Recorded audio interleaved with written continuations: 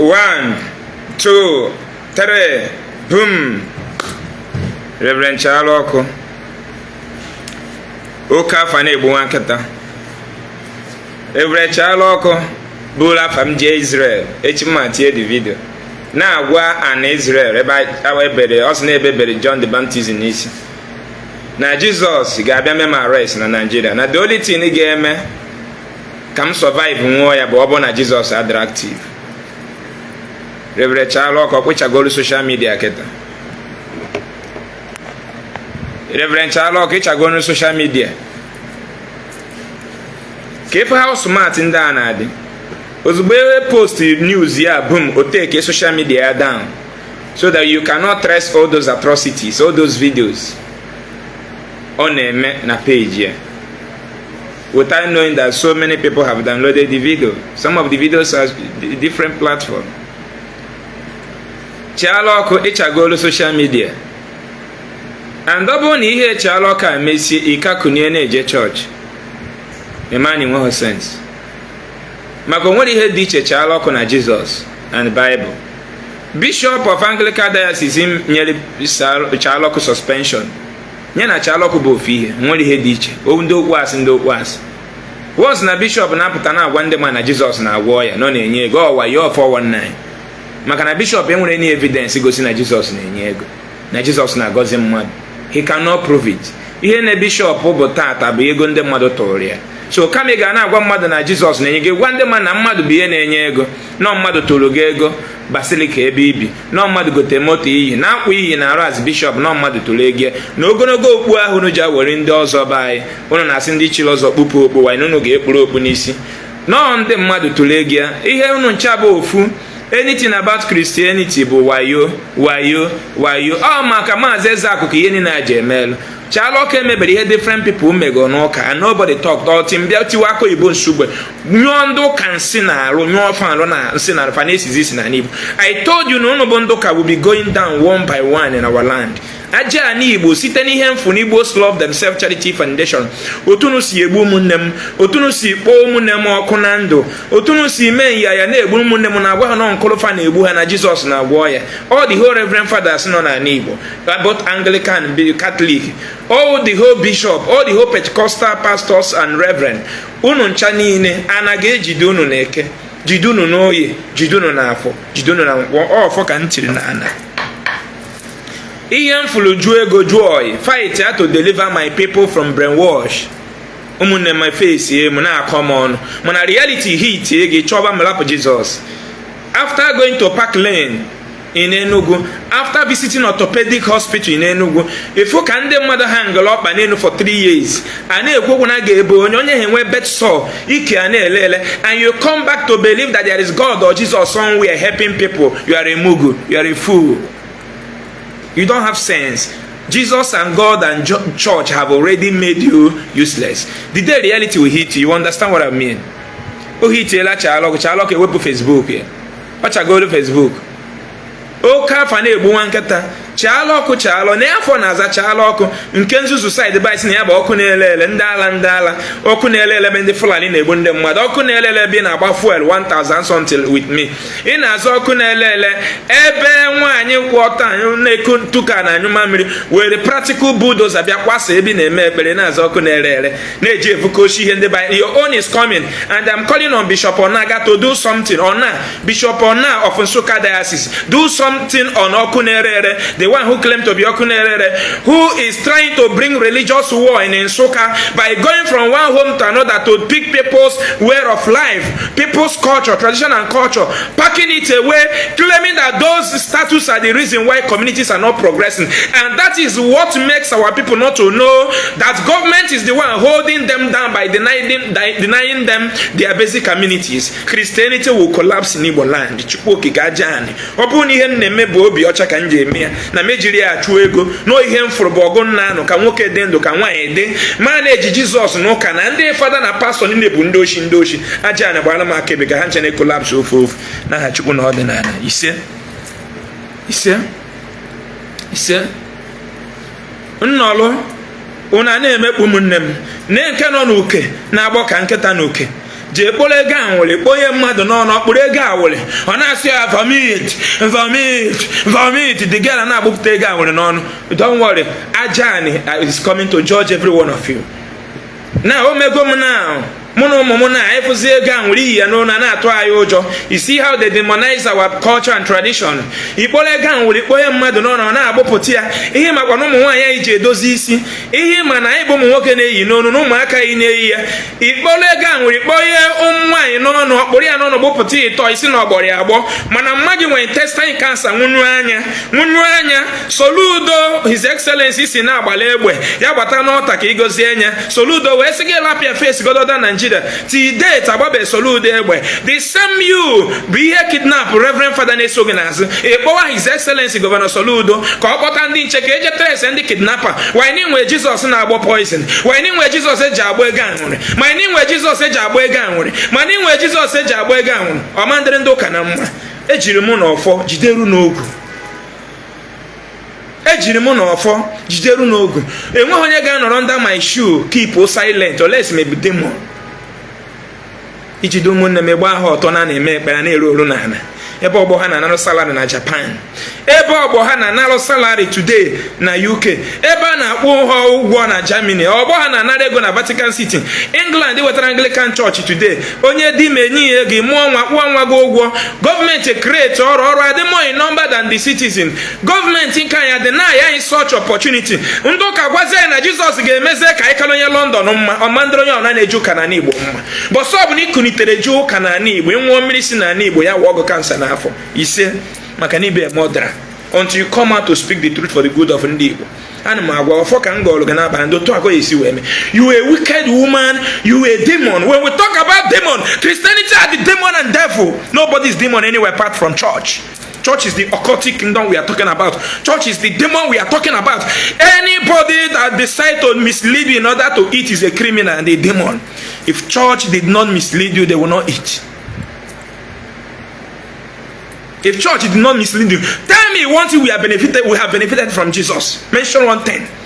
Mention one thing today we have benefited from Jesus that makes us to look better than Dubai citizen that does not believe in Jesus. Mention one thing that we have benefited from Jesus that made us today to be better than European, than German citizen. Mention one thing today a black man have benefited from Jesus that makes us to look better than anybody from Vatican City, the people that gave us the Jesus. Mention one thing. Mention one thing Jesus did for us today that made us to be better than anybody from Italy that give us a Catholic church. Mention one thing. Mention one thing as a black person that Jesus and Bible God has done for you today that will make you look presentable today before the world embassy more than somebody from Vatican City. Mention one thing. Mention one thing. I will quit this movement. I sacrifice my money, my life to tell you people the criminal activities in these people, in the life of these people. When one virgin, when I started hitting Elijah Enugu, the criminal activities called one baby virgin came out to challenge me on social media. And when I faced him squarely, he went and called police, shot somebody in our gathering place. He went and called police instead of calling Jesus to hurt me.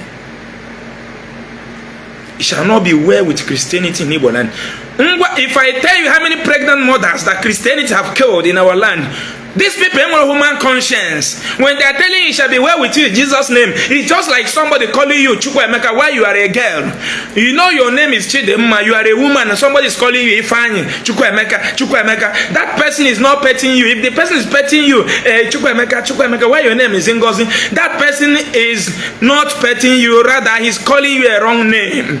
That is how Christianity are calling you wrong names every day, pushing you in a wrong direction, misleading you, making you to believe that there is someone in the village causing motor accident instead of letting you know that is your government who denied you good motorable road and speed limit monitoring camera. That is your government who failed to ban big truck from operating in the daytime. That is your government who denied to give you what they call metro transportation system, which can convey over 150,000 people on daily basis. Church refused to tell you that government is the cause of motor accident. They enable it to our ancestors. They made you to believe that where you came from is evil. They made you to believe that there is one power hovering around in your father's compound. They made you to believe that there is a demon living in your father's compound. They made you to believe that you are a sinner. Shame on you. Shame on you. The Westerner brought church. They brought technology in their own aspect. Black man throw away technology, because technology, you cannot achieve anything technology without a lot of stress, without passing through research, without following due process, knowing that 1 + 1 is 2, that there is no prayer or juju can change 1 + 1 not to be 2 anywhere in the world. Before you achieve anything through technology, you must follow due process from A to Z. But religion came and gave a man a shortcut way to survive, telling a black man, call me in time of trouble and I will answer you. Why a black man is on his nail climbing mountain at Ugonyama, climbing mountain at Ohomo mountain, praying for God to answer his prayer. A typical white man who gave him the religion are busy manufacturing nuclear weapon to defeat his enemy, manufacturing iron dome to defend his city, manufacturing bomb to kill his enemy, manufacturing cameras to capture his enemy. And they think you can survive. You think you can survive with imagination story a white man gave you? The same people that sold your ancestor for 400 years without remembering that there is a man called Jesus died on the cross of Calvary for the good of Nigeria, for the good of Ghanaians, for the good of Kenya. They abandoned Jesus. They abandoned all the criminal religion they brought our land and separate us. They abandoned it and slave you. They use our forefather to dig one of the biggest tunnel today in the Western world. Today there are still black Americans over there. Go to France, there are the evidence of the slavery is in France. There are still black people in France who cannot trace their home. One of the highest atrocity you can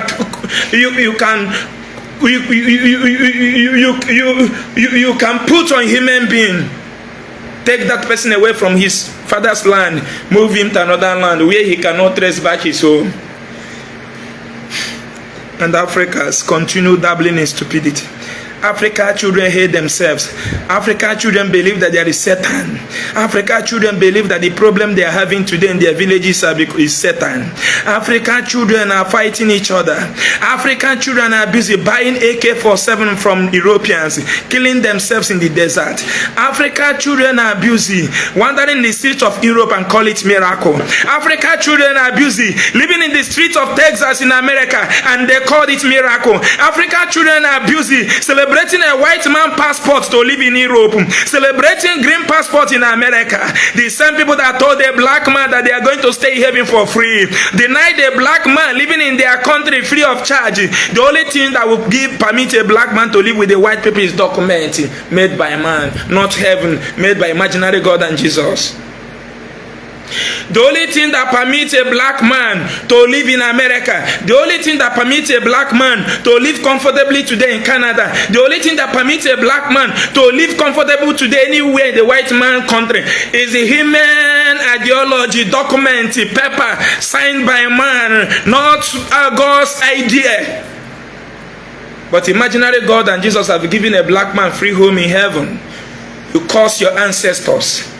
Those who fought for you, those who founded the food you are eating today that is not harmful in your organs, those who composed the language you are speaking, your dialect, those who gave the name of your community that still appears on your international passport, those who made you whom you are, you curse them, you hate them, those you are living with their blood, those who fought for you, those who tested a lot of food we are eating today and died while trying to locate the best one that will not harm us. You hate them for nothing. Why you hate your ancestors? The white people are busy dropping flowers in the grave of their ancestors on a monthly basis.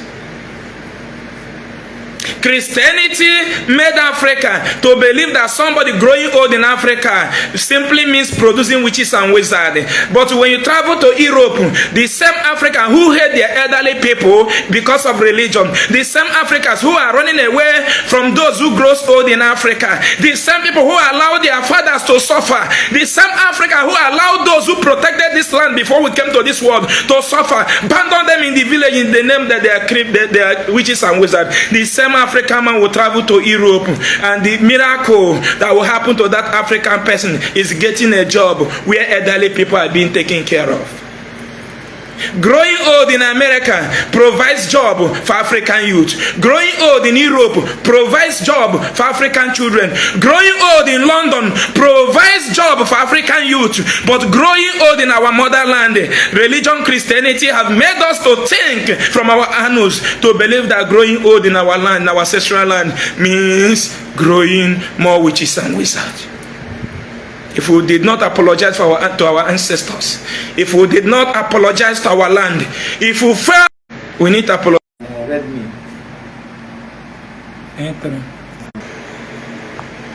So sorry, we are having network challenges. Yeah, my phone, come subscribe all this.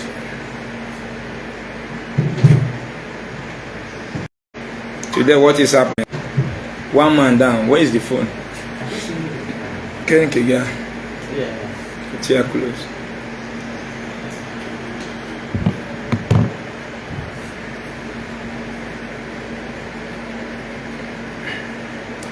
I want to watch video. Share this video. Criminal Christians in Africa. What is different between you and Chaloku? Why you are busy telling your sons that Jesus can make a cripple to walk, and you don't have any evidence of a crippled person whom Jesus made to walk? Tell me one thing different between you and Chaloku. You are a thief. Until you will illegal, we here for Anya. Until you will illegal, and Sandy Buile. And our ancestors used to wash their tongue in order to speak the truth. Nabia. Volume number the name here. Let me subscribe it. I want you saw before. Short. Number then this very well. Yeah.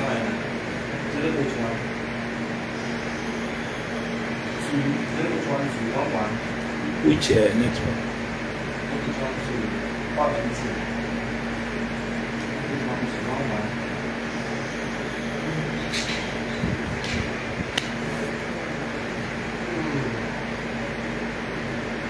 Share the video. If you are watching or share, begin to share. Share. We are winning. We are winning. We are winning.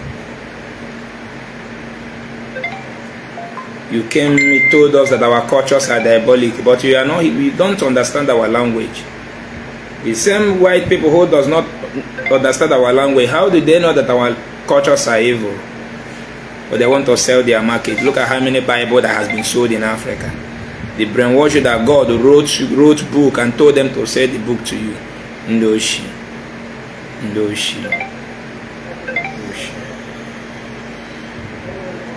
Now, you guys say, they are going to carry charge. I don't know what might happen.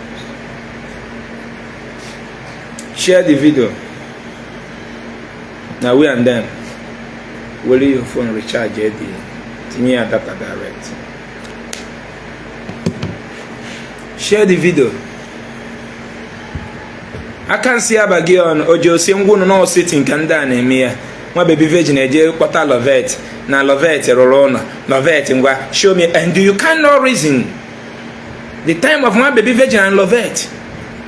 I would got the video Tinia na Mezie no Fuma. Tinia na drive na flash drive up where Tinia na the system of the cinema then and Kenwa virgin. My virgin is go see say I God melegi a play honorable Lovette play there. All the operators of that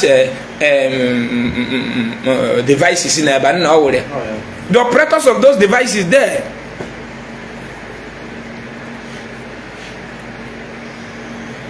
Understand? Ewu na egbu nne gị ime na church gburu nne gị ime na nwanne gị anwụrị na ezuzu na nwa dibịa gwa gị na ọkụrụ gị gburu no stupidity gị poverty gị church gị na nwa dibịa gị gburu inwe ha dị onye yabarụ na-eje mmeri ose na abọ ndị ala ụwa na-akọ akụkọ CT scan ọ bụrụ na Ezeaku rụwa CT scan ụwa niile ga-ama Ezeaku. Ezeaku will be selling a medical diagnosis machine to Brazil, to Thailand, to India, to Asia. Onye Ezeaku na-achọ free miracle ebe ọ eje gbata mmiri n'ụdị na-enwere mmiri gbapụ n'ụdị na-agwọ ya. Ndị iberibe people that have refused to reason. Look at our lives, look at our streets. But onye nọ na UK, onye nọ na UK na watch him, onye nọ na Europe na watch him, call me on video call. Request for video live here. Let them see how the streets of the people who told you that this world is not your own. The people who came with the Bible. Without Bible, we don't know anything about heaven. Without Bible, the idea of heaven will never come to your brain. You will fight on how to develop your land. These people take away our God and Savior. These people are building their land on a daily basis and told us that here is not our land. That we can only enjoy our life when we die and go to heaven. Recharge again. Direct. Yes. Look at our environment where we are living. No animals in Europe can live in a place we are living as a human being in Africa. No animal. No animal. Go to every zoo today in Europe. They have steady light, running water. If they have emergency number, but there is no community now listening to me in the whole Igbo land that can boast of emergency ambulance donated by anybody in their society. But they are donating 300 million to the church. Because they want miracle money. People that fail to reason. In a check a God, you see, look at how we are dying now. Look at us. Edo America. That is your name. Amaka UK. Your name. There are London. Your name. Iboye London. Ne London. And you are proud of answering there are London. You are not ashamed of yourself. Ndoji. Very, very, very, very, I don't know how to qualify Ndoji. I don't know. The worst thing that happened to this earth is this 21st century black people existing on this face of earth. People that don't reason. People that are just flying like a bird. Hey, miracle. Hey. Well, you don't want to calm down. Let us work things out. Europeans have calmed down, slowed down, work things out in their land. That is why even if their police caught you, they will not be harassing you. They will calm down, quietly ask you a question and get whatever they want from you. But be it a black man. Look at the one that shot our brother in Delta State. The guy is begging you, please brother, I don't know anything about you. Shot him in broad daylight without minding that there was a woman that carried this boy for 9 months. Trained this guy from nursery to primary to secondary to university level. You just shot him with twinkle of eyes. This is our African reason. And these are people we are dealing with. These are people we are dealing with. Africa believe in God to survive. European believe in God to survive. Africa believe in God to survive, and they are not progressing. Are we progressing? A president have ruled Cameroon for something years, and God is watching him. Another president have ruled their country, Lamebia or whatever, have ruled their country for something years, and he made his son vice president.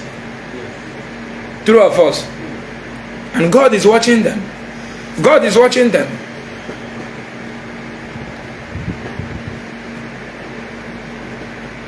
I told you that the problem you have is not government. The reason why you are poor today is because of God. God made you poor. The reason why you work nothing before the world today is because of God. God made you useless because God separated that love between me and you that we're supposed to have for each other. That's feelings you're supposed to have for me. That's practical evidence when you know to believe that He's only man that can save you. He's only man that can bless you. He's only man that can change your life. He's only man that can guide you and give you long life and prosperity. God have taken away that common sense away from you. And the people that gave you the God believe in human being. Emergency number is ringing right now in America, but there is no emergency number now ringing in any village in Igbo land.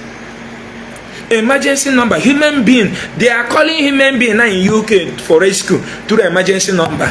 Black man is calling one baby virgin's God of Zion, help me. God of adoration, help me. God of Oyokolome, help me. God of Adebaye, help me. Because Nimuro God, Mabus. You paint everything about you evil. I told you these people will continue to go down one by one. One day, one baby virgin also will go down on this social media. I'm telling you, Chaloku have took his page down, right? He brought his page down because he don't want people to see those criminal activities he has been practicing. When I started broadcasting about him, some of you come against me. Tell me what you have achieved today through Christianity that Fulani man don't have. Mention one thing. Mention one thing Jesus did to you, for you today. You are enjoying that a Fulani man who will kill you tomorrow in the desert does not have. They even came to your land, occupy your bush, and chase you out of your community. And they are using your brain. A pregnant mother in Africa, you use these criminal pastors you are seeing in our land. You go and put a pin up. They will give you a pin up to put on top of your pregnancy. Instead of you to love your fellow human being, practically believe that nurses have studied about your vagina, about your womb. Medical doctors have studied about the newborn babies in heaven to show you that Jesus and God does not have any hands in your pregnancy. The typical example is that God cannot reveal to you what you have in your womb. The only thing that can reveal to you what you have in your womb is man's ideology, computer diagnosis machine. They will diagnose your baby in the womb and tell you the sex of your baby. Is that not miracle, black people? Is that not enough for us to follow technology and common sense in Africa? Is that not enough? Is that not enough?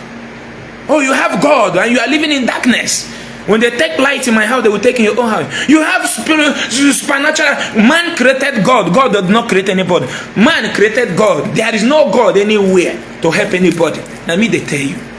You go the Momona. Reality never hit. Reality never hit. Reality. If there is a God, you would have not followed your fellow student to be studying at night, doing night study in university. If you believe that you have God, you will have been sleeping while outsiders are studying. You will have been sleeping while others we are sleeping while others are producing iPhone. Others are producing phones and we are calling on God. Others are producing television, ceiling fan, clothes, button to eradicate poverty in their land, and Africans are calling on God. Mention one thing that God has done to you as a Christian that Ezeaku does not have. Mention one thing. You don't have. You practice a religion, you don't have evidence, you no proof. So you are happy that you are eating 3 times in a day today, and outside there, our sister is selling pure water.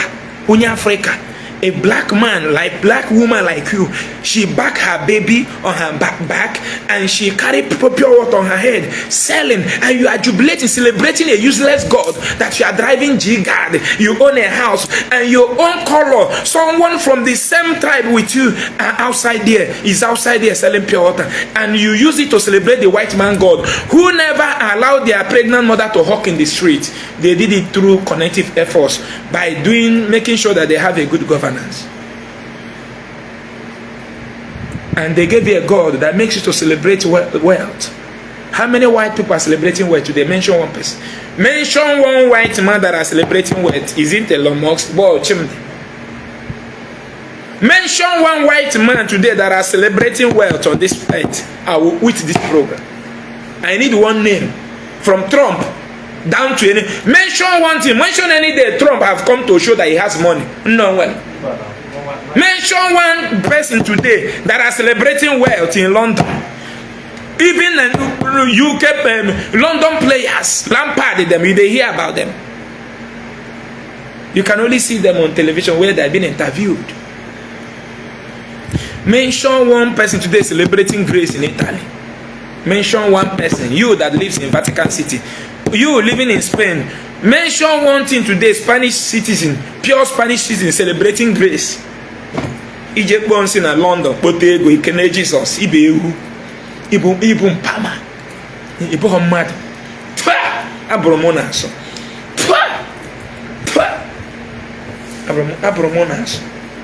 Abromonaso, Bisoji, Ndoka, Abromonaso.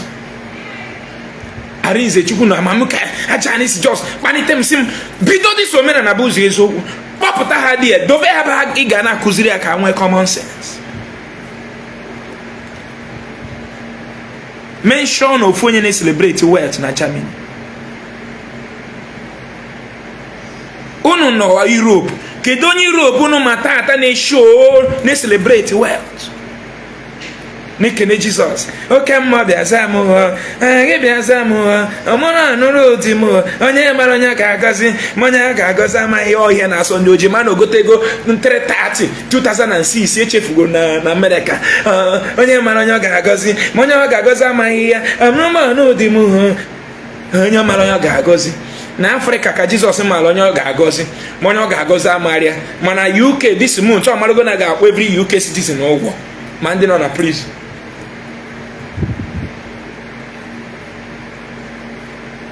Jesus amarana na a ga-akwụ every living human being today ụgwọ na UK mana na Nigeria sọsọ ka ọ mara onye ọ ga-agọzi ma onye ọ ga-agọzi amaghị ọ ga na brainwash gị eji condition Nigeria eme gị tụmbọm chọọchị na-eme gị tụmbọm Nigeria by either you fail or you win. It doesn't come through juju, it doesn't come through prayer, it comes through opportunity.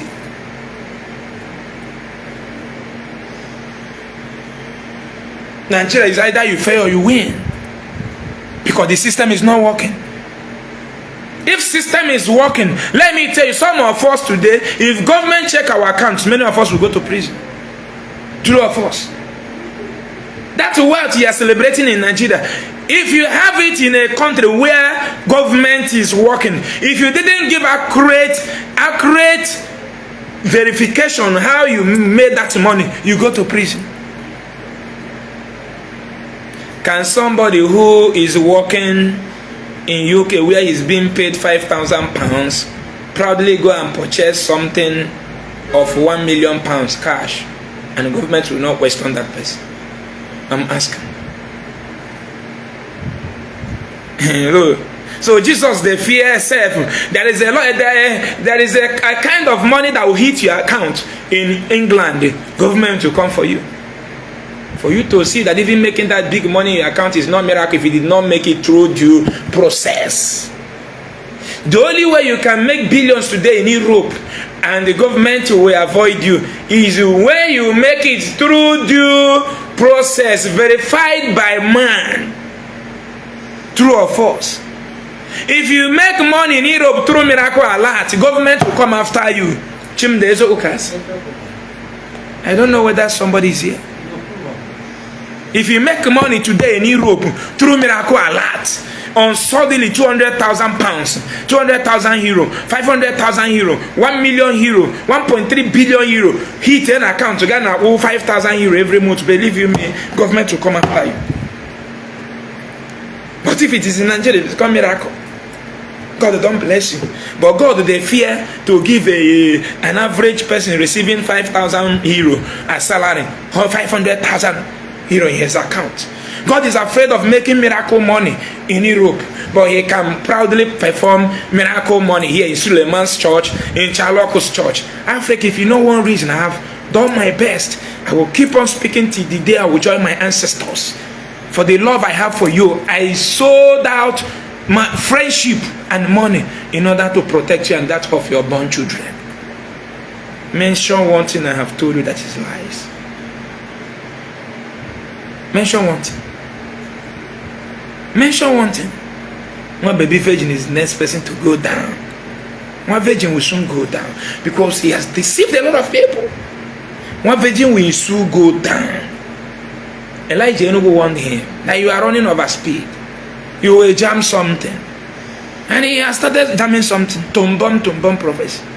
We don't need prophecy to survive. There is nobody in your village that have any spiritual power affecting you.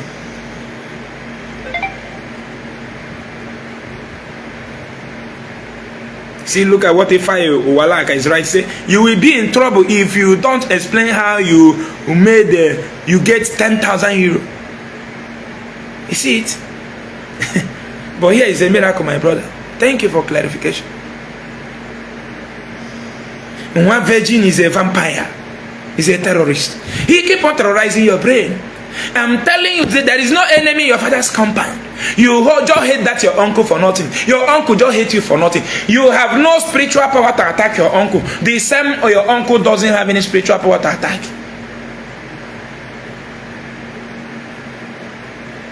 There are spiritual power to kill people.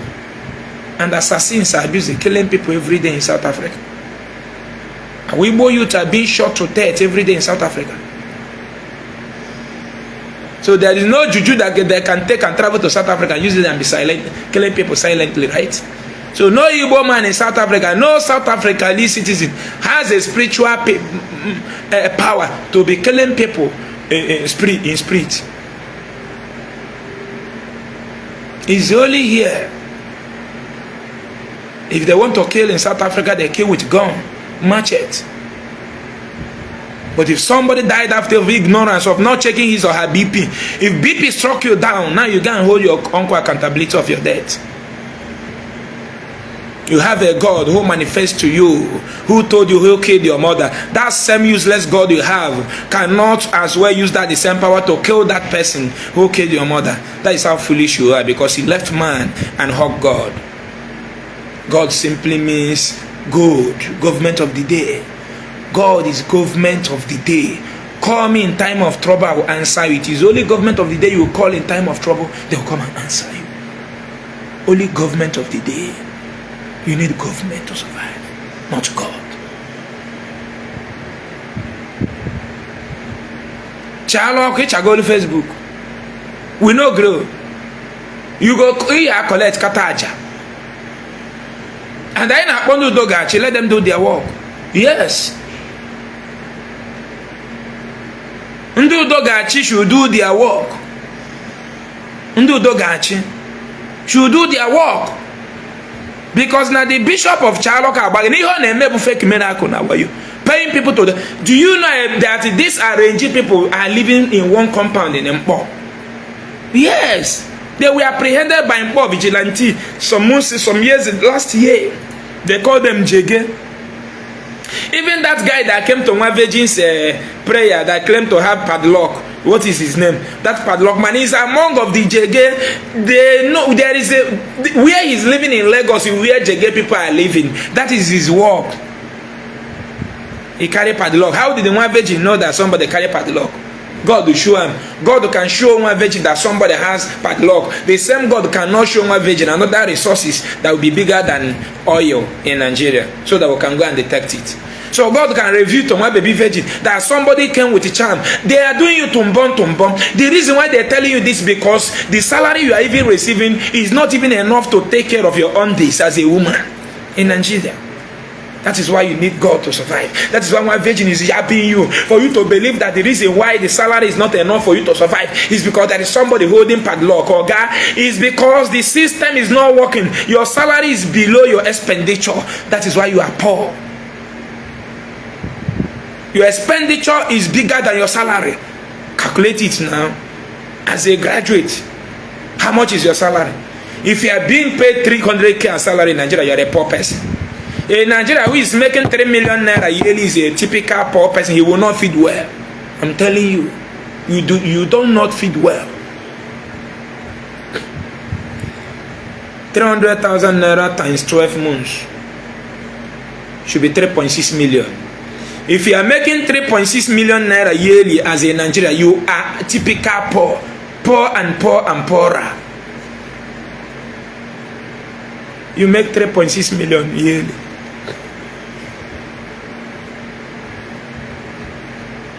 If you want to buy Lexus 330 Jeep at the cost of 16 million, that means how many years salary? You make 3.6 million yearly. How much are you going to spend for house rent?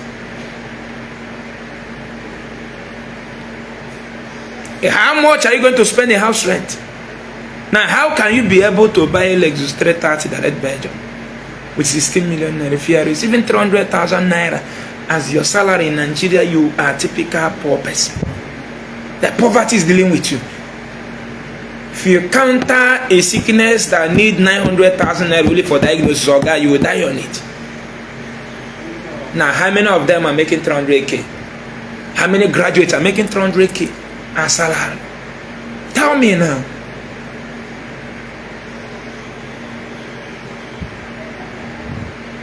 How many graduates is making 300,000 naira monthly? How can somebody be surviving with 300,000 in Nigeria monthly? How?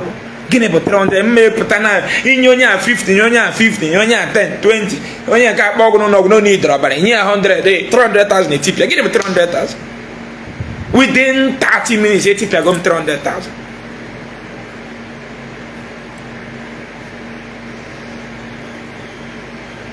And you are making 300,000 monthly. You don't know that poverty is there waiting for you. You don't know. You don't know. Tell me any civil servant today who made his money through the salary and become richer than anybody in that community in Nigeria. Mention one person. Mention one person who is a civil servant in Nigeria who made his or her money through salary without fraud and he becomes the richest person in your village. Mention one person.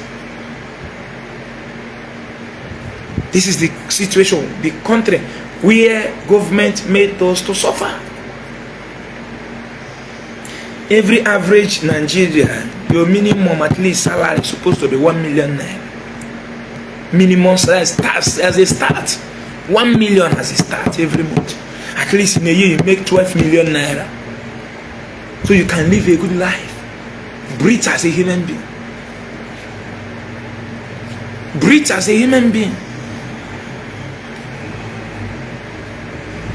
Today, many of our graduates, they survive under salary of 150,000. If a Nigeria graduate is working where he's being paid 150, he'll be jubilating. 85.5% of Nigeria graduates are receiving 70,000 naira salary. 75. GC 100.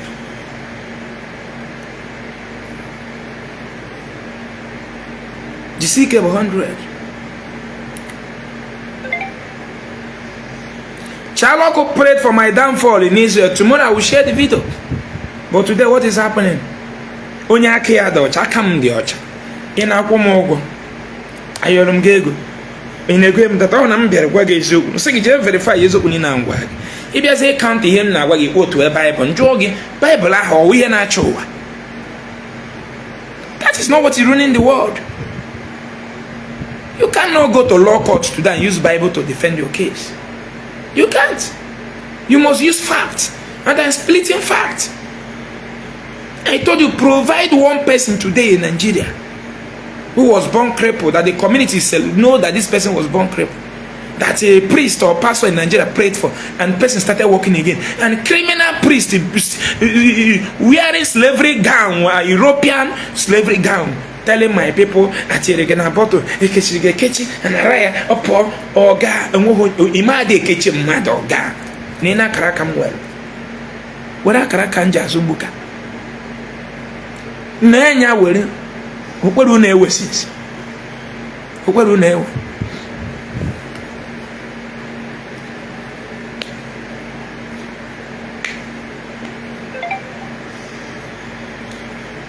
Akarakame welu newelu.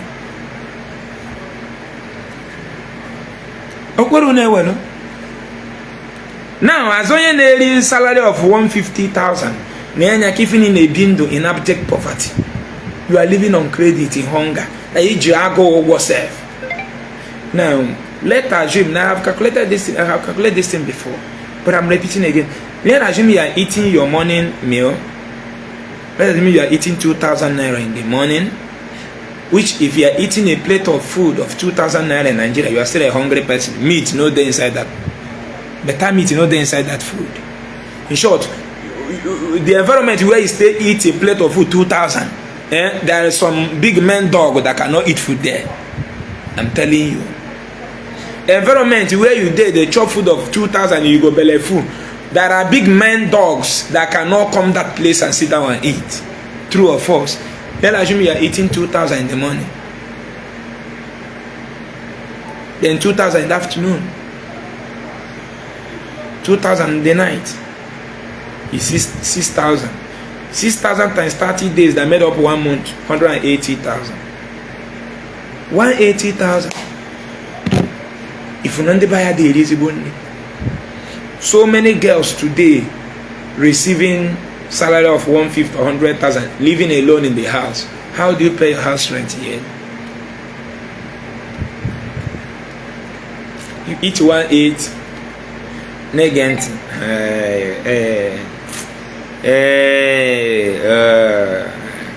180,000 times 12,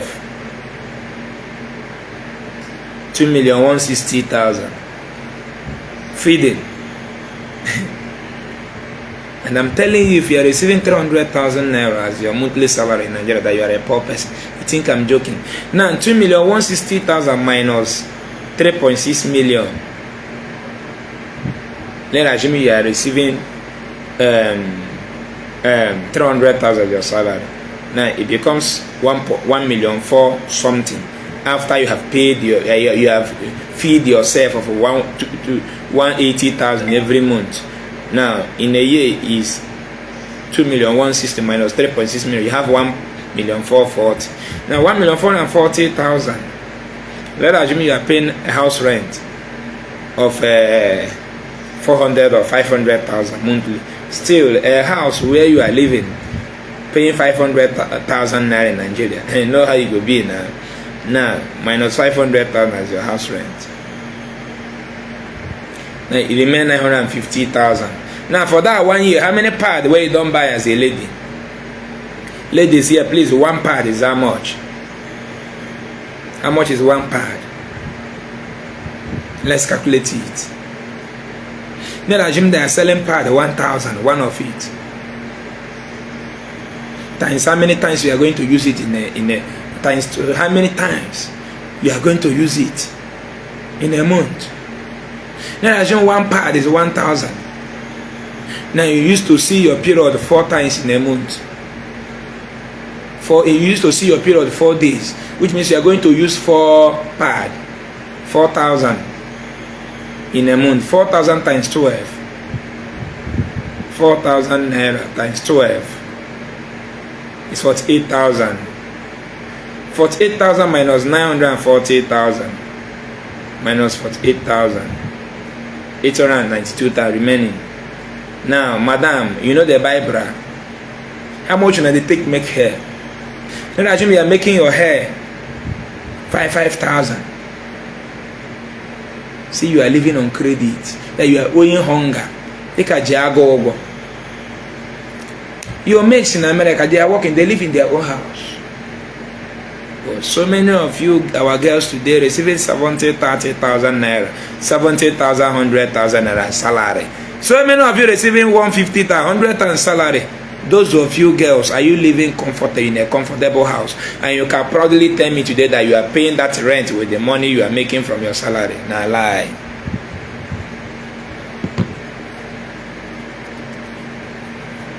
Nah, lie. Tell me how a lady can be receiving 100,000 naira as monthly salary and live in a house where he pay 500,000. Because before you live in any comfortable house now that will look good for human being eye in Nigeria, is starting from 500,000 a year. The one I just paid for my staffs at Chimde. Keza Feba Urogo no nowhere.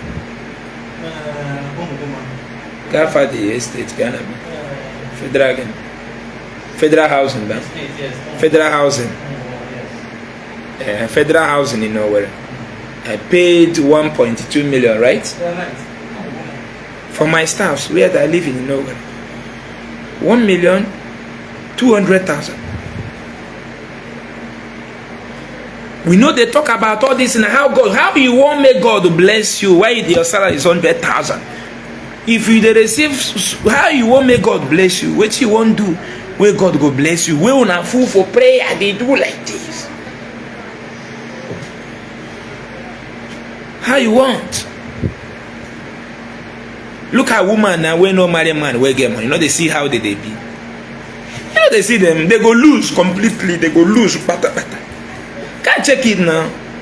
That's your classmate where marry person where no get money, where they struggle. They say, if you see him for road, you go pity for him. She go lose completely, totally.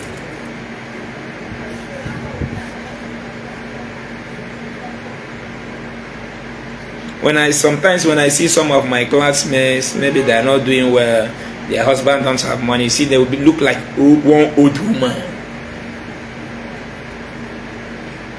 And because of that, your classmate is suffering. Now, she needs Jesus to survive. And I'm telling you, Europeans, are they living in this type of condition? Is it Jesus that are blessing the Europeans and the Americans? Is it reverend fathers and pastors that are removing poverty in the Western world or government? Now, what do we need these people for? What do we need Chaloku for? What do we need Elijah Enugu for? What do we need one baby virgin for? What do we need a cook for?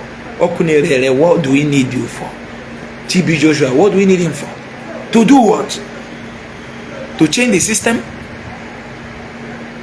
Government changes the system, not God. During Biafra war, God run away. Only man faced the war. When Ojukwu noticed that our people has been killed so much, Ojukwu came down from his throne and pleaded to Nigeria to stop the war. He surrendered.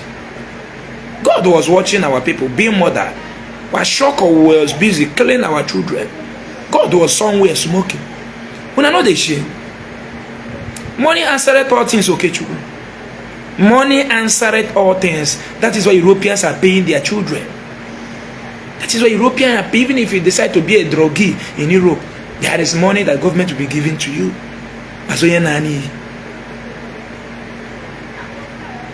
So that you will not go and steal because of hunger.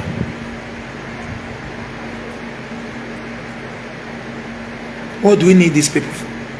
What do we need crusade for? What do we need juju for? Tell me.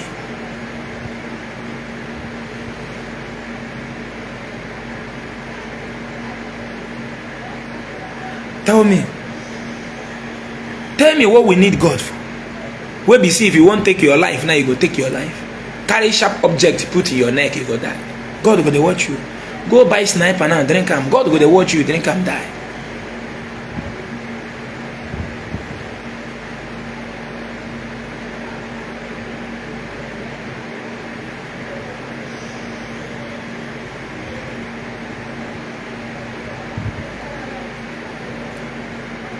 Tell me what you need God for. During Biafran war, God run away. God japa. And Jamaica japa. And after hunger killed our people for 3 years, Africa still come back to worship God. Thank you, Jesus. Thank you, my Lord. Whatever I am now is by your grace. Who are you?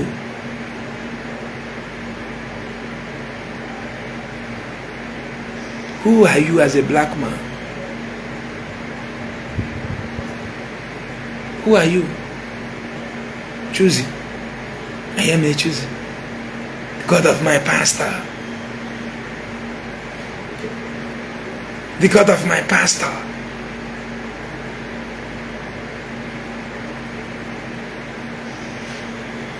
One virgin, they pray for you on social media. One virgin no say God no they do anything. Jesus cannot help him. Jesus cannot make him to make money he's making from Facebook monetization.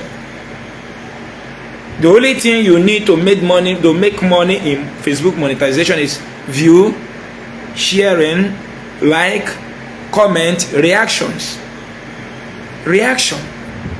That is what pays on Facebook.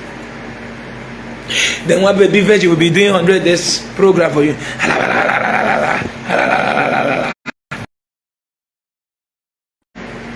One baby virgin will be praying for you. I stop those who want to stop you. I stop those who want to stop you. Oh yeah, share it. Share the press the share button. As you are sharing this video, miracle is coming your way. As you are sharing, miracle is coming your way. Begin to share. Oh, one virgin is praying for you at the same time, telling you to share. Why what God cannot do does not exist? Why can't God give one virgin 1 million share? Is that too difficult for God to do? Africa, wake up. Africa, wake up.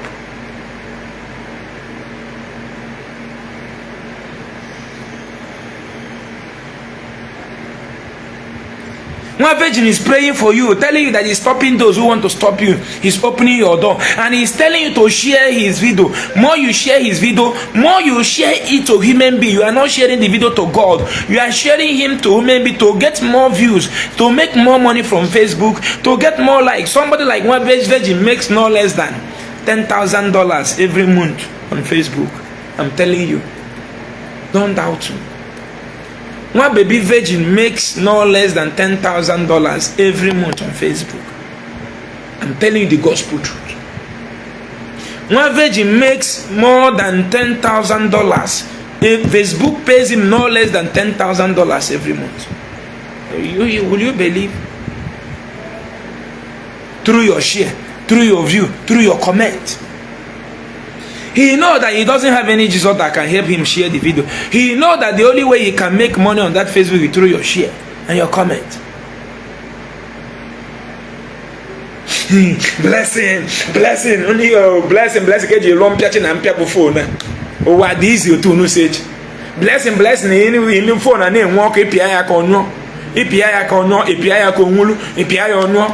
Mwoki begin and one you bega long your name. Nano. Onwo. API akono. API akonwoko. Obro give me no one ever blessing. I'm seeing blessing.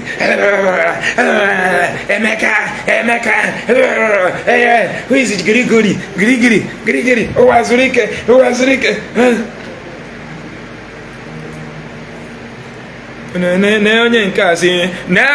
Bible.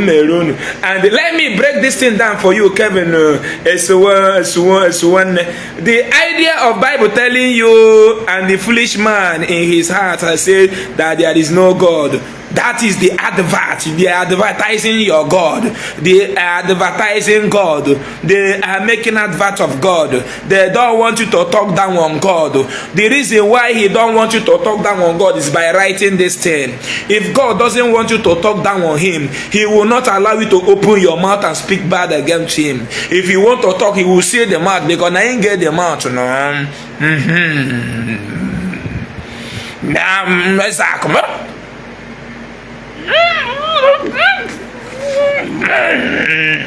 So this thing written in the Bible is a practical advert. God is advertising himself, putting fear, creating fear. Only a foolish man is God that is foolish by allowing man to even say there is no God, because he controls man's mindset. God is very foolish by allowing human being to have the brain of saying there is no God, by allowing human being to open his mouth to say there is no God. That God is a foolish human being. Because none of us here have allowed our children to call us by our name. Have we? Did they fool owner? Did they fool owner here? They carry God, they fool you. A foolish man have said there is no God. That is a fear. Fear they are putting in you. Why are they writing it? They would have not written it in the Bible. God would have just, when you want to talk about God, he go.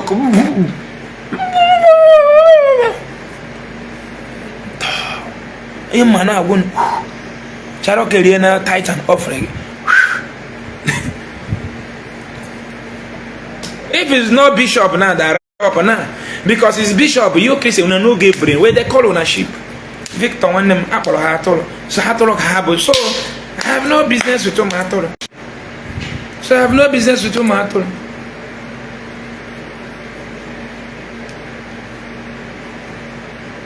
Sheep. They no call on a lion.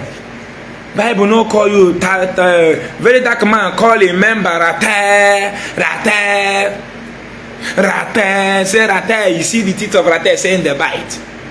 Our ancestors want to represent us before the world. They go and buy Ishiago. They use lion to represent Igbo before the world. Where you see Igbo communities anywhere in the world, you see them putting on Isago. Our ancestors named us lion, and the Bible call you sheep. Chaloku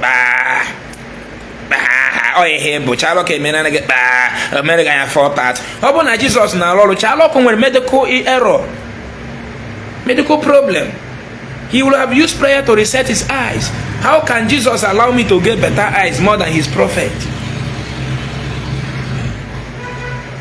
No one know the truth. Face reality.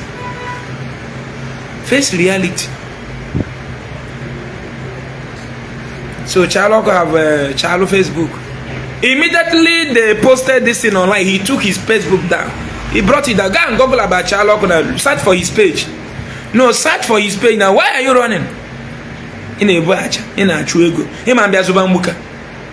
Actually, Biazumbuka, come on, I go on Bonambukampo.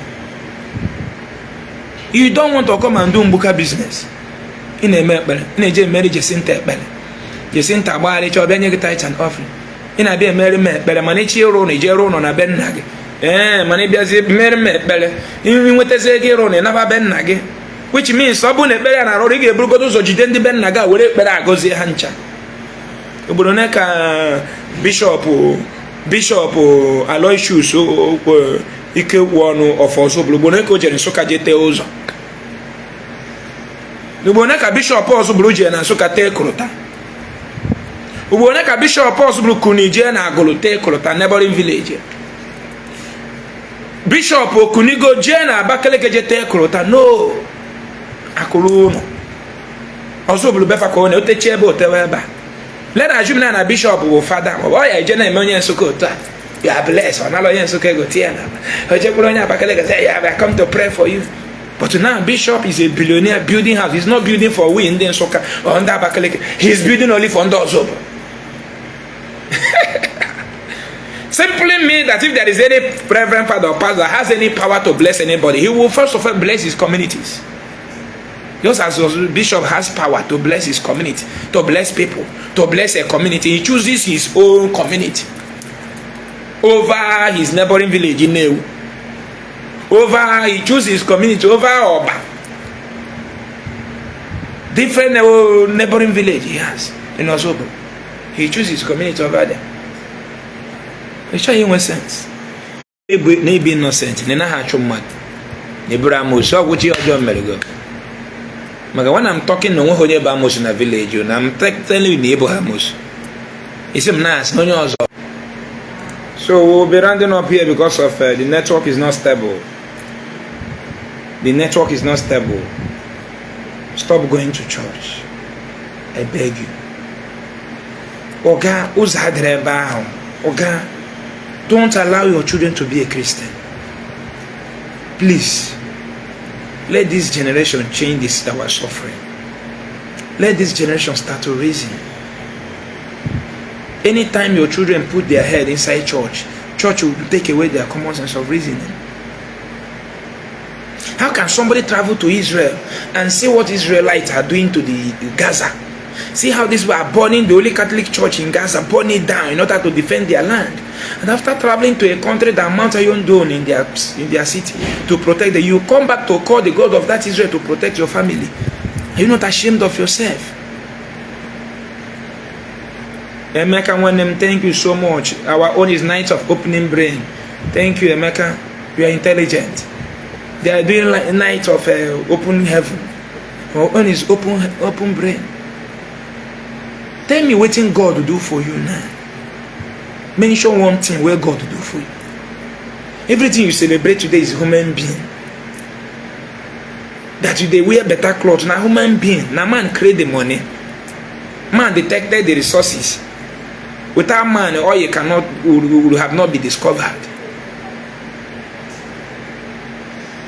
Man created the money.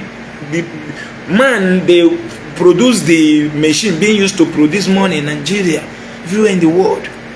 Man produced the car you are driving, the expensive phone you they use today. Man did it, the Facebook app you have. So tell me, what if they take waiting consignment from you? Now God will allow you, rain will beat you outside until you die. If they take away things you achieve through man today, take clothes away from you, take your house away from you, because your house will achieve it through man. God never come and lay block there. You make money from man to pay laborers. If they take what man do for you out of your life, you go die within 2 days. If you depend on God, the cold will enter your body. If you remove your clothes in Europe today, leave human idea to protect cold and depend on God so that cold will not will catch you. Or God, if you not die within 1 week during winter in Europe, you remove your man ideas. Stay in the street for 1 week. If you no die, no sign, no be Ezeaku.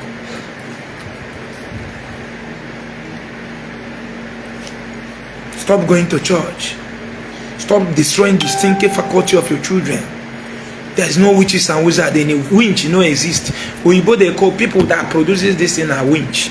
It is Nollywood and the Christianity that turn winch as a something spirit where they go, they do in the night. The imagination of witches and wizards they are giving us in Africa. See some people there for village in the night.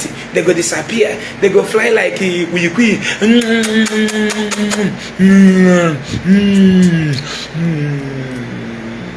Oh, bala. Oko. Obiakuta mangozi. Imagination ati eriginisi. Oh, imagination enwere onwunye village na efe na aba na abia mi obara.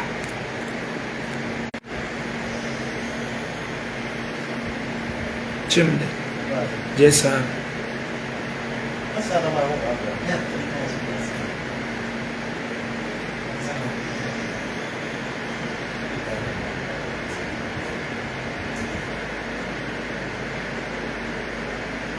Una abia kono tichie m ọnụ na m kwuru eziokwu asịsị nwụta ya ka egbuo nwụta ya ka egbuo onye na-ewu ineketa Chaloku were m jee Israel kwuo okwu n'isi m n'Israel na mma ada na Jizọs ya egbu m onye ka zaziri ekpere ya kịta ya za akụ ka kpuchi m na-eme mmere akụ na omena na Healing Hospital bịa ebe a ifu ndị na-amụ nwa free bịa ka ifu ndị anyị na-awa afọ every week bịa na omena na Healing Hospital ifu nwa nọ bridge awa ya afọ mmere akụ Chaloku kpọta ofu onye gwọrọ ya bịa na wahomena na hospital come and see surgeons na m chọrọ ka ị mara ihe onye China mara ihe onye London ma ọ ihe ọjọọ mmere na m bịa kpuchitere gị ọnụ gị na ebola amosu because very soon you will grow old ndị ọzọ akpọkwa gị amosu na m bịa gwa gị na onweghị onye bụ amosu na village. You didn't. You see? It's not there. Message or that and there. No. On the number. On the number. Maybe you made mistake in the number. You made mistake. On that your own listing. Oh, the pattern. Yeah, the number. It's it. Check your phone now.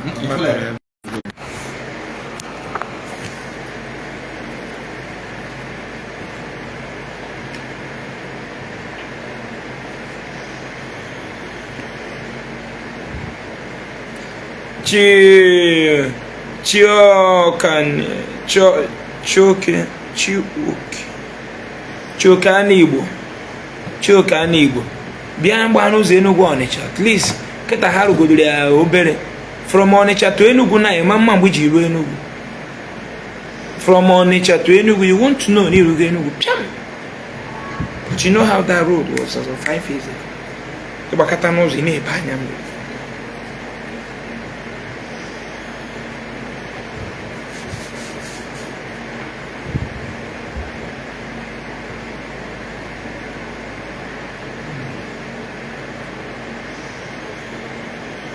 Share this video, go off share. I try with the 1,000 shares. Kita kando cafe. Share wa. Onwe ihe muta na bani emota. Emota akwa ne chowa ndị iro. Ana ma agwa gị na onwere onye bi onye iro. Ndị niile bụ onye iro ha na ịchọrọ igbo onye na-ego assassin ki.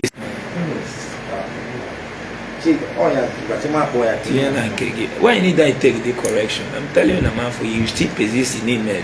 What if we check the balance that is not there? Can't you make? Is it not possible for you to make mistake? Why putting it? Is it not possible? Nigga, make mistake, make cheating here, even if it's the number. All the possible.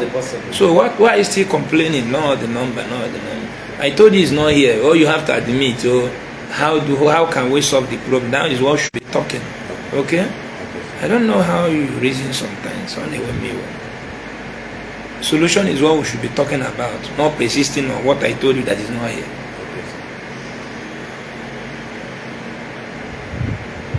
And when you hear this spiritual, my brother Emeka, when you hear anything this spiritual, when you are saying I na walk bonu je pokori ni na mayo lo, when you hear anything the name eba, onye wayo. Ihe ni no park ro kechere bu se cho bara na owu na agwore agwo. When you hear the name ya, pa mo ka mbia vuri. When you hear the there, wayo. Ndị Igbo gwara gị na ihe amara m ka ya gwara agwụ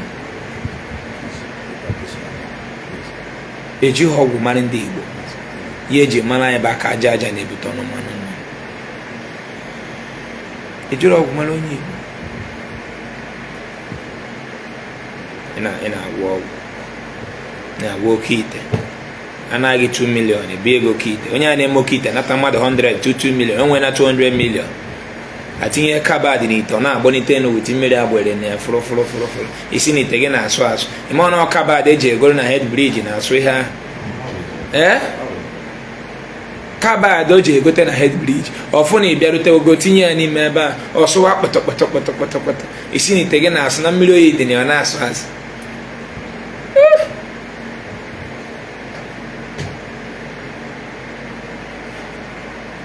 Ime ọ na nwere kemika ya ewere tinye na mmiri ahụ na-asụ asụ.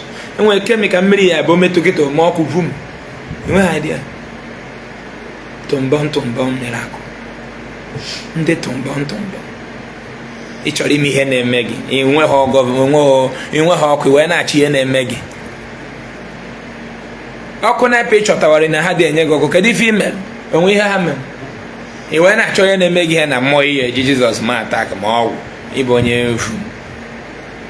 Ọkụ na-epe ma ebe ha na-anọ ịma na ndị na-adị enye gị ọkụ ije gaba a tie ehihie na onye ọzọ chọtara gị mmụọ na-eme gị ka ije gbuo mmụọ a itiro ndị nepa enyere gị ọkụ ma ọfisi ha ije gaba akwụọ ha ọkpọ ma ọ were Jizọs ma onye ji were ọkụ ọshọkụ iche na onye ji iwe ọkụ kịta ọkụ shọkụ onye ọzọ ji ọkụ iche na ya ewezi ọkụ ahụ gbọna ọkụ ahụ ejizi aka ya nyụọ. Jizọs gboro gị ndị iro. Kedu ndị iro karịa na a ga-emegide mmadụ ti operation na tieta ewe ọkụ? Echebe ka eje gbanye jen na Naịjirịa. Jen adịghị ọzị mma, emewe tụmbọm. Ndị nepa ịma ọfisi ha ikpe na-ekpere onye ji iwe ọkụ ọkụ ya. Enweghị adị ebe a na-eje na mmadụ na-eje agbanye ọkụ akpa dowe gị na ọchịchịrị je wechiri n'oche, wechiri onwe ya n'oche otu a na-asị na wetere mbọtụ koku gbadagoda na ji egotere mbọtụ mmiri otu bọtụ mmiri na si ha wetiri mesịka. This is a hotel, go and tell them.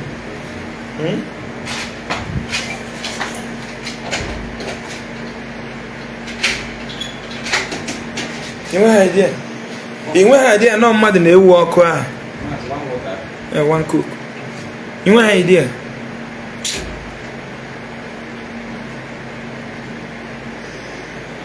Ọ bịa nwanne m sure.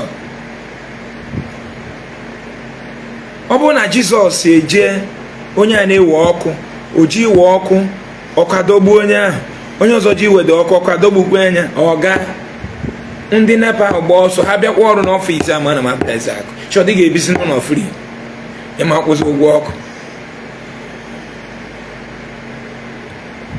Ịma kwụsị ụgwọ ọkụ maka na ndị nepa bụ ndị iro gị. Ọ bụ na ọkụ dị ụfọdụ ụmụaka ekwesị inweche wedin meshin na-arụ ọrụ mana icheke ego na ha ji ego lista ka ị wee rụwa weda gbawa dọ mewe nke ụfọdụ nnukwu lista ruche 1 million ebe ka onye asị weta 1 million.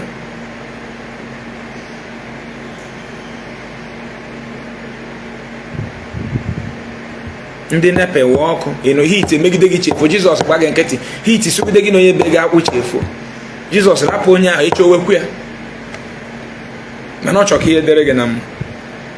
Jizọs ka ịchọ ka ihe dere gị na mma na ozugbo onye nepa na-eji atị ọka ebe mee kpakpakpa onye nke agbata onye nke bụ oji ebe a kpakpakpa nke agbatịa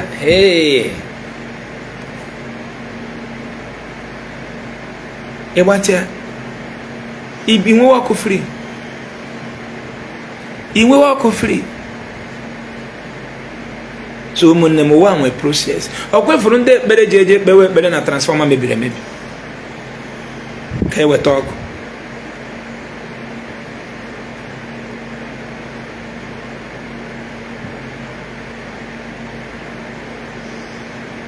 Ọwasị bọsị ndị ekpere ji ekpewe ekpere ka eweta ọkụ na transfọma. Ụdị society a gị chọrọ ka mụ na ụmụ gị too transfọma ha mara ka esi ruo ofu switch nọ n'ime ka ha na-ekpezi ekpere ka God mee ka eweta ọkụ. Oga dey ekpe na ya dey ekpezi. We don't pay again. I need the government ikwu anyị ụgwọ na anyị bụ citizen. Anyị chọrọ ngozi. I need practical ego. Government ụba anyị ụgwọ to isakponye London na obere ekpere na akponye London. Ụwa anyị ụgwọ to isakpo ndị US. Government of Nigeria ụwa anyị ụgwọ to isakponye Australia to isakponye Norway. Government nye anyị loan without collateral. Tinye data onye ọbụla onye jide gọọmenti ogwe ego anakwa na akaụntụ gọọmenti na Owerri apụ outside Nigeria. Obodo nye gị loan irigodo the money ọ nọkwa n'obodo ahụ ijiri eje London and the man si n'obodo pụọ ti kwụọ the loan. Sistem ego na-arụ ọrụ sistem na-arụ ọrụ obodo nye gị loan obodo gọọmenti nye gị loan iri pịa ya n'ime steeti gị ọ ka nọkwa n'akpa gọọmenti maka na ebe anyị were eje gbaghara banko ihe niile iwere gbaghara banko n'ime klọb a gọọmenti na-ewere tax nye ofu nna ọgwụ eziokwu enwe ha idea ọ ka dịkwa n'akpa gọọmenti ọ ka dịkwa n'akpa obodo ịmahụ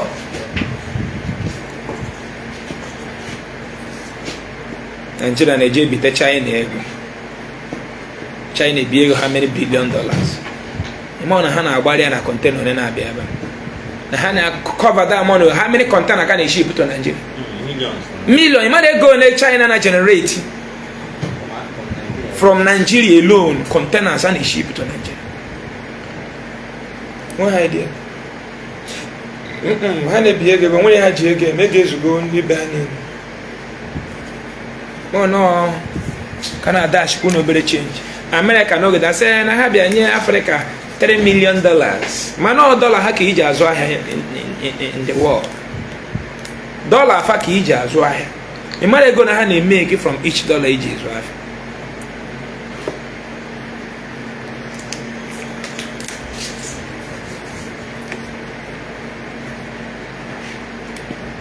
America mee ego ha na circulate na the whole world.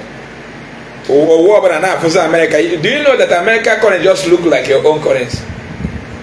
Watch. You use American currency as just personal currency. You put an invest $100. Okay, negi. Just America just made their currency called your personal currency. I didn't hear one day na onye mewa kwa mozabi tu yego. I whipped $100 net onya. Oh yeah. Ka call ya ka negi. Onwenu go na America whipped naira to one year in America. Can American person nata cash of naira keta? Buriana kaneko. Na America ga-ananwụ naira kịta nọrọ na Texas paria n'aka jeweba na-eme occasion n'eko na ya bụ ego Nigeria. If somebody like me becomes president of a country maka Chineke ndị ọcha ga-ekpo det. Nwere iwe ihe ndị ọcha mere like through church. Ndị ọcha ga-abịa na ikpo det. And the first thing meji lo modern madam president, the first thing maru prison. And the first thing maka Chineke, imere any imagination 419 wayo iba prison. Era polo nye ego irie the money nga. Ne governor say ha na akpọ suit, onwe governor kwesi na use suit na Nigeria. He put ira akpọ ọrụ, ihe ya arụ erika. Igawa site. Let's supervise ya na alụ. House of Reps, I don't know China, Abuja. What are you doing there? Case constituency I represent. What is going on there? When there is seat, you go to Abuja and have meeting with your honorable members. Come back to your place where you are representing and come and feel the place where you are representing. He win an honorable member, win a green chamber. Piam! The baga Abuja, they go on Abuja, Billy Abuja. Kibi Abuja. Kedi hi bi Abuja eme. Ndị na represent ha bi na Abuja. Constituency ga ọ na Abuja ka ọ dị ka ọ na Benna. Kedi rụpụtara in a week. And location na na tare kedi ji arụ mee video gosi na internet na oketa nna m na ego batara na eni anyị chọrọ iji arụ na local government dị otu a iyere akwa ọrụ soro ndị ọrụ na supervise iche ije wa arụ ma na irugo ọrụ da eje zuo ike ego ọgwụ gwa ndị mmadụ na ọgwụgo na ọkwa federal wetakwa location ọzọ ọ bụrụ ka esi achọ ọchịchị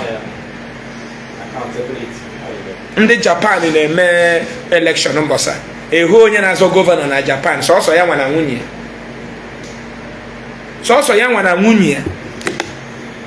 onye na-azọ ịbụ gọvanọ na-eme kampen bụrụ baisikụl nwunye ya bụrụ baisikụl ọpụta na junction na-efere ndị mmadụ aka vote for me karabalabala na-asụ befe. Onye na-azọ gọvanọ na Japan so ya na nwunye ụmụ ya nwere time iso ya je campaign. They are working. If they leave their work, they will have bad record ebe ha na-arụ ọrụ. Mma ha na mpa ha emechego ha faces politics. Ụmụaka ha nwere time iso ha je campaign. Ha rapụ ebe ha na-arụ ọrụ 1 week ha eje ha ọrụ fe nwee bad record na their data. Inweta ọrụ n'obodo nwere ike fịa ha arụ. Ndị na-azọ gọvanọ na Japan sonya na nwunye ya bụ bicycle were flag party tie n'azụ bịa kwụrụ na junction na-emere ndị mmadụ aka ụtọ. The reason why no mobilize our people gawa campaign because people abuse your working, and if you abandon your work in order to go for campaign, then you have a dent in your working record. And before ije we mara kwa n'obodo na-arụ ọrụ ọfụma, before ije nweta ọrụ ebe ọzọ n'obodo na-arụ ọrụ ọfụma, they will check your data, check your working record. Mwenwe bad record ị nwere ebe achụ oge n'ọrụ. Okwu eziokwu. Inwe ha idea.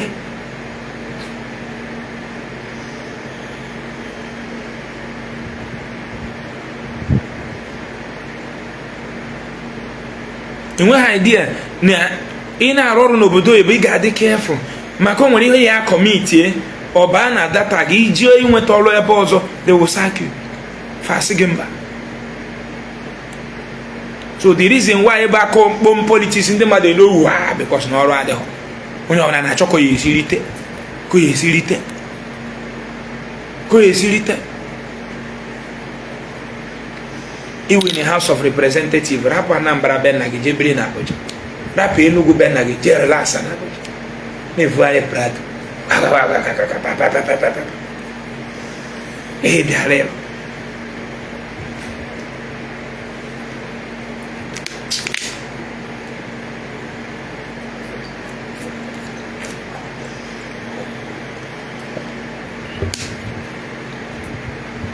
Gọvanọ anyị na-akpọ suit anyị tụrụgo gị kpọ suit wezo enwere ndị stand gọvanọ Nigeria gọvanọ tọrọ ịkpọ suit kịta akwa ọrụ ka anyị kwesịrị ịdị na-eyi na-achọ ọchịchị overall ịkwa overall yiri chifu ịpụta n'ilu ọrụ etozuwo ogbe arụwo ogbe. You don't need to wear akwa ọbụla as a governor. Chifu yiri akwa ọrụ bịa baa n'ime ogbe by inspection ọrụ na-agị na-eme inspect.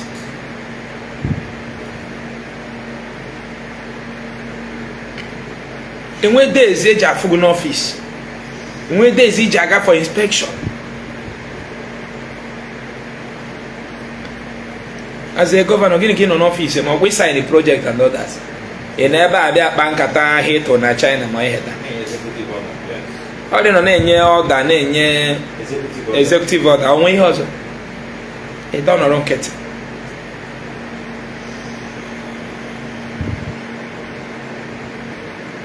Yiri suit, Tinubu governor of a state. Yiri suit, kpọọ gọvanọ. Ndị kwesịrị ịdị na-eyi suit bụ ndị ahụ dọst adrọs na befa. Ịrụchagochazi onwe gị kpọrọ suit. President of ke kontra na anụ ọgụ. Ke kontra fa na Russia na anụ ọgụ. President of Ukraine je na White House. Vice President harass there, why no you suit to be? Or say I can never put on suit. Why my people are being killed? That he disrespect White House by putting on polo to enter White House. Okay, for the video, okay, viral. The president here, you expect me to wear suit while my people are being killed? I cannot put on suit until you stop they stop killing of my people. If Ukraine. He was harassed by Vice President of United States of America, and he shunned the Vice President that he cannot put on suit while his people are being killed. Obodo kwesị yi suit bụ ndị dezughị ebe fa idozichi ebe unu na-aga ịkpọ suit, a na-akpọ suit akpọ nna ọrịa adịghị suit ya na-akpọ ya akpọ ịkpọ suit na-aga n'ịkpọ a na-akpọ suit onye nke ya kpọ suit na Nigeria na onye na ọkada suit eko baba moto ekoro ya kotuo ya na ọkada kọ isi na na-agụta ahụ na Nigeria. Onye kpọ suit ọba na ọkada evuri ya wuti suit kpọkpọkpọ ikuku ka o suit abababa ka onyere ofu moto ekori ya na ọkada ọkọ isi na akpa nke aga onye jezi n'ụka. Okay, ọ dị ka Trump bụ ya gwara ya dị ogwu. Yes, Trump bụ ya gwara ya dị ogwu. Why o ji wee yiri polo bata White House wee sị ya, how do you want me to put on suit? Why my people are being killed? Trump now we are not disrespecting the culture of the White House. Freedom. Free mmadụ nọ in pain. Odoroga ya na ndị gọvanọs anyị torubere ịkpọ suit ka ihe mkpu na eziokwu ka ọ na ọbụrụ.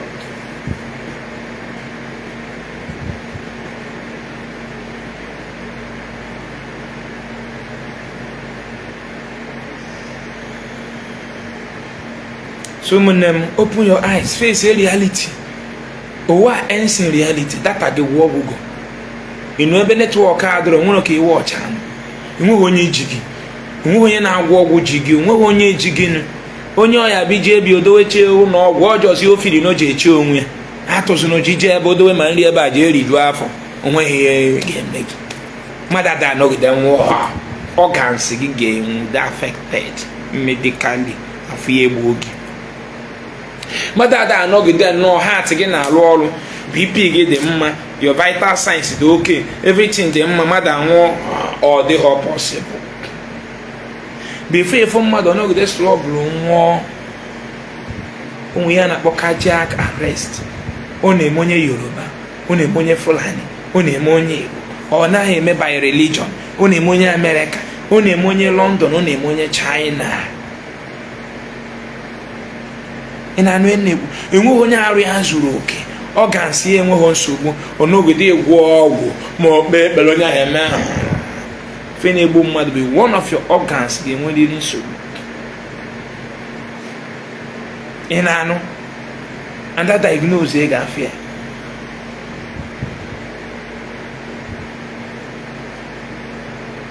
Enwere one of our brother si obodo Igbo nata nwere cancer na bladder na gallbladder ya dị cancerous. Gallbladder bụ ihe a na-adị ka igbu ọkụkọ, ihe a na-enu inu a na-ewepụ n'ọkụkọ enu. Ọnọdụ cancerous ka ime. Yes, the gallbladder.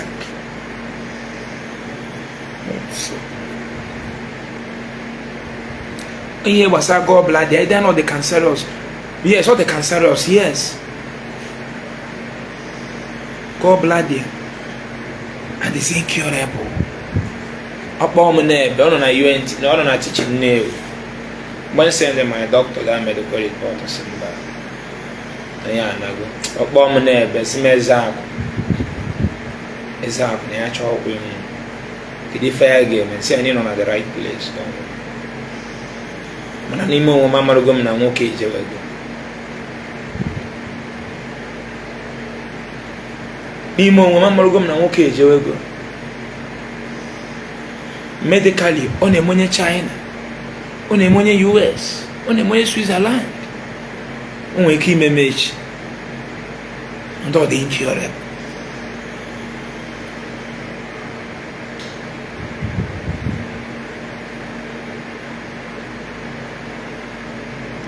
Unu nwa na-enwe surgery na-ejewa America je mee surgery.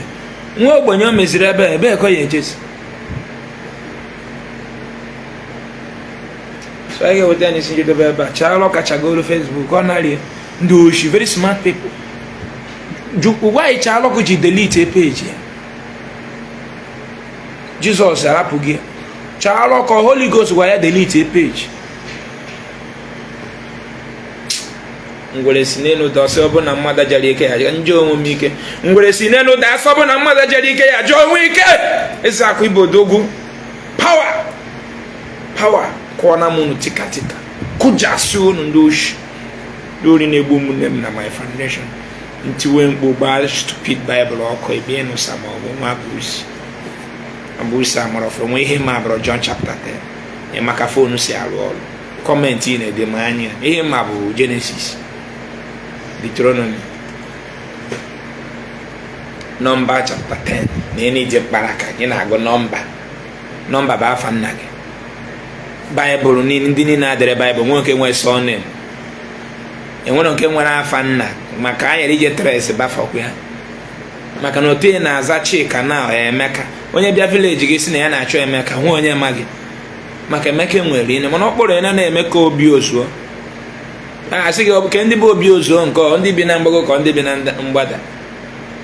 Afa nna ka ije tres mmadụ n'obodo, ọ bụ eziokwu. Kedu afa nna Pita?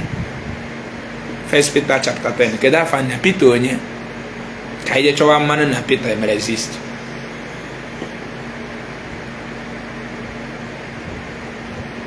Philippians chapter 10 verse 18. Kedu afa nna Philippians nwere nna? Exodus 20:14. Kedu afa papa Exodus? Akwụkwọ ọpụpụ amaokwu nkiri na ise. Ndị Igbo tọnụcha ma afa Baịbụl n'Igbo. Akwụkwọ ọpụpụ ndị isi okwu nke iri amaokwu nke iri wee gụrụ gbadaba. Mgbe gụrụ gbadaba onye evu m, gụrụ gbadaba ka onye ọcha na-arụ bọọbụ eletrik nọ na be gị. Gụrụ gbadaba. And the Lord said, oge omezere nọ n'ọzara na-ene ihe na-agụ. Onye go university nweta gị nwere ụla daizie gụrụ ya bịa be m tikafọ gị ntị. Ịgụcha university wee bụrụ Baịbụl na-agazi n'oge omezere na-aga n'ọzara. Onye go university iji eche m na ije ego ebe a ka ije rụwa taya aeroplane, produce wee taya moto, taya rọdụ. Ụna da amụrụte da akwụ ụnụ nwa saịdị ahụ university nwụnụ na-agụ. Ụna da agụrụ ya ka esi arụ stiarin moto. Ụna da amụrụte university nkụ na ebe ahụ ka esi produce camshaft, kpokosi ayọ n'ọnụ, ọ bụrụ njin ịkpa ya ka okpuru njin na-ekwu okwu, ịkpasị ya akịka obe buu, inyesi ya okike ode buu, ịrapịa ostim bụ obere njin na-ekwu okwu. Ayọn otu asụrụ bụ ayọn ka njin si bụrụ ayọn. Kedu emezi na asụrụ adịghị ekwu okwu mana njin na-ekwu okwu? Kedụ sikriti nwa obodo ya? Ị ga-amakwanụ ebe bụ nwa obodo ya. Ịbụ obodo ya n'aka, obodo ya na-eme gị isi ga na-agba yara.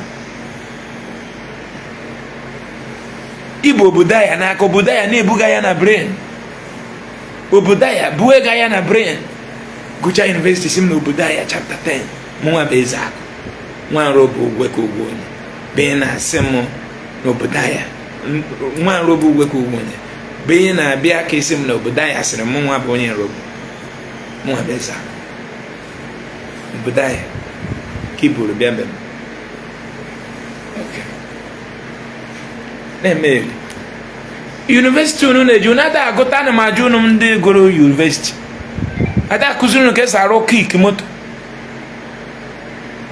bọdi moto bụ ayọn, dọọ moto bụ ayọn, siari moto bụ ayọn, otu njin moto si bụrụ ayọn. Aha mezi njin ji ekwuru okwu mana bọdi adịghị ekwu.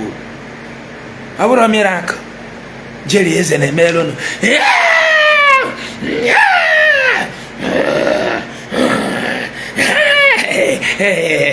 They have lose. Those who are looking at your downfall, they have lose. Hey, stop them before they stop you. We begin to stop them. The Fulani nwetebe ndị a na-achọ your downfall, ndị NEPA na-achọrọ ka ị nwee ọkụ na ha dị emerigi to date. Ọkwa NEPA nye gị ọkụ 3 times na-aga ego bill na ha nye gị ka ị ya wekwara aka ọtọ ọkụ gị. Ndị NEPA na-emegide gị nri siri agba ụka na friji maka na jen ga-adọrọ mma, na-emegide gị everyday. Nwanne NEPA na-emegide gị, were gị ekpere megide ha, still ha bịa narị gị ego na karịa gị ma ego ị mụrụ n'ọkụ. Ana m agwa gị agwa na mmadụ si m n'inwe prepayment, ha chọọ itinye were ego ha ma nye gị ọkụ isi prepayment. Maka esi koodu dị prepayment, iji egote ọkụ 10,000 na were ichu, iji egote ọkụ 10,000 ewere ya n'ikuku. NEPA nkịtị iji nwe ekpere ekpegbu ndị NEPA na-emegide gị everyday. Mary na ide nwoku steeti, Mary Jane ji ada gbogbo everywhere anyị nọ kịta na-emegide ndị na-emegide.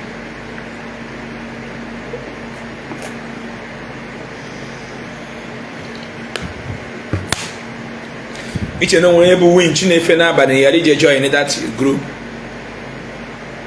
iche na onwe onye bụ winch na-efe n'abalị mụ nwa ya ije join ya mburu problem niile mbụ na anyị m n'isi kịta ije join winch na-efepụrụ onwe m n'abalị jee First Bank buru $1 n'abalị na-arụ onwe m bịa werugodi agbụọ mkpa ndị na-ajụ m n'isi fepụ n'abalị na bank ka m eje nwere na-eji anwụ ọbara onye ọbara nje chọọ ebe a na-edowe $1 maka winch n'idoro n'ụdọ iyi oye before pụọ mewi ebe a ndị bank na-edowe $1 emekwe Suleman gwara unu na nọọsụ memba baa na toilet na Germany memba baa na toilet na Germany nweta onwe ya na toilet na France na airport ọbazi plane ikweta ekpe like Suleman kpọọ masị onye na-eresi gị okpuasị kazi onye na-agwa gị n'ihe okwuru gị okpuasị fugia onye ọcha na-aza engineer Robert onye ọcha na-aza engineer Bartholomew inventor Bartholomew ka prophetic maka na Mark Zuckerberg create Facebook British create alphabetical idea ọmara ka esi fix p na r nwe okwe nke ọ chọpụtara na ọ zara dị mkpa o jego kwa akụ nkosi akwa red koye na arụ si na ya prophetic to be prophetic isi wabi echi na evute ya n'omenala hospital wee niere m okwu enu ebe a mịa ma prophetic nọọsụ ma na-agbụ ya ọgwụ na-egosi ka o iche na onwe dị ya n'ime ude ọ na-ete ude ọ na-anakọ ụmụ nwaanyị ego tait ete ude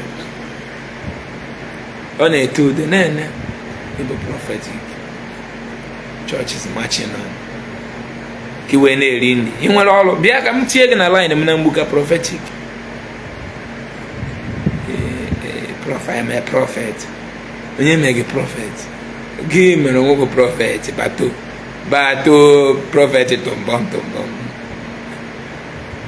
bato wayo chọọ blọk ọ gị na Jizọs ama nkwe Jizọs ama nsị m mba bato nchọ nwere gị metes na mpịa gị blọkịn ịma mfụzi vidio mana ma blọk gị achọ m ihe chigharị nwanne ọfọ gị ndị arenji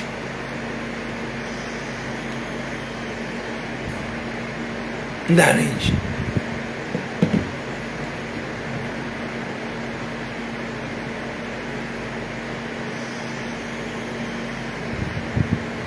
they are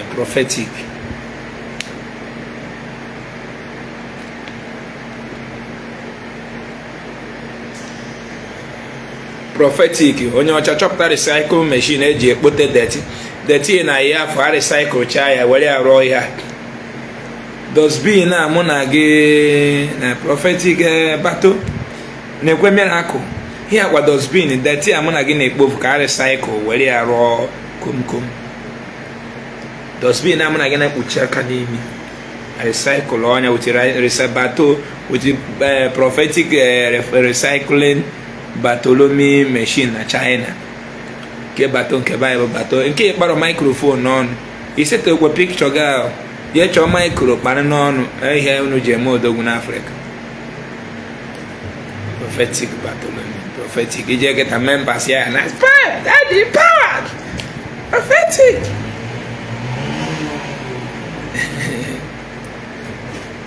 bato members ya na ya n'ezi eze power prophetic bato prophetic oneko. And the Lord told me, the Lord speak to me. The Lord said, my son, the Lord was whispering to me. And I heard the Lord said, God was talking to me. And the God said to me, Nekiri. You know, so to Nekiri, because one has not God who by there, he knows only really like him, but he's like, he's a bone Nekiri. What you say, God, what can you do for that blood to bless you? What can you do for that Lord to bless you? What can you do for that God to bless you? Man, a prophet, but they need to go. But they need to go. Say, what can you do for God? Baba, wezo, Okocha. The money chitagoni, Jabori, gonna weekend. Fuel on moto. Wo no more, Jana, Wabato. Or the we had a matter one is. Yeah, many as a prophetic in the boys go motor, and they go on a shock or jeep. So he said, what can you do for that God to bless you? One day, Abahaki in there. Yeah, man, Jesus, the powerful today. No, I'm trying again. No, I'm trying to go with nuclear weapon with Jesus. We go nuclear weapon bad, Sambisa Forest. In Boko Haram na Nigeria again, man, I'm a blazer. We nuclear weapon bad, Sambisa Forest. In all can name Boko Haram na Nigeria, Apos na Meza. Chaloku Chagolo Facebook. Ofoni no gorum na Israel o mego ni sie maka na aka m dị ọcha. Ọchụ nwa ọkụkọ nwa ada. Ma ihe m na-ekwu bụ na ihe a m na-eme ka m chi acha ọchị ma ka m dufee ego ụzọ. Na ọ bụrụ ihe m fụrụ ka m na-ekwu ya dịnara m na mma. Mana ọ bụrụ na ihe m fụrụ ka m na-ekwu ka ọ dịrị gị mma dịrị ụmụ gị ma dịrị ezinụlọ ka ị mara na fibroid ibu n'afọ na nwere supplement ga-agwụ ya na enwere ọgwụ Igbo na-achịrị nke ya n'afọ na enwere ọgwụ ya anwụchiri ka fibroid na only solution fibroid bụ surgery. Ọ bụ na ihe a ka m na-eme ka ị mata eziokwu akụghọ mmiri ka ghara igwu gị wayo ka mụ abụ Ezeaku dịka echi maka na echi ada agwa kachifonu onye afọ taa ka afọ echi Chaloku Chagolo Facebook ka emesịa.